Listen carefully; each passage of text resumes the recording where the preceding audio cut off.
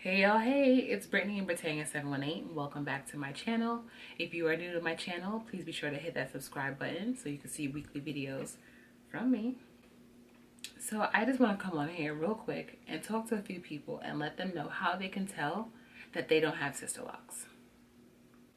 The reason why I'm making this video is because I get a few emails every so often with women asking me, do they have sister locks by, sending me pictures, and you can tell that they're not. So I just want to give you guys a few things to be on the lookout for to be able to determine that you don't have sister locks. Now, while all sister locks are not identical, there should be some similarities to those people who notably have sister locks. So especially if you're looking at the stage that you're in comparison to somebody else in a similar stage, if your hair does not even look like at least a little similar, chances are you may not have sister locks. If you take the time to count all of your locks, I mean count them all, and you have anything less than 350, technically those aren't sister locks. So sorry to tell you, but they're not. If your sister locks were started off with braids, I'm gonna just tell you right there, you don't have sister locks. Like, no, sister locks are not started with braids. They may look like little braids when they're initially done, but no, they're not braids. So if you have many braids in your hair, you already know.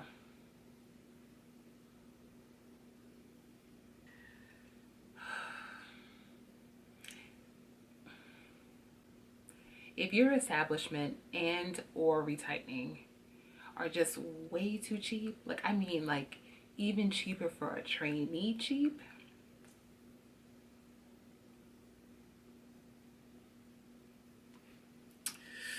listen, now I know you can find some bargains, although y'all really shouldn't be bargain shopping for sister locks, but whatever, we'll talk about that another time. But listen, there is cheap and there is just too good to be true. If it's too good to be true, grab your things and run, okay?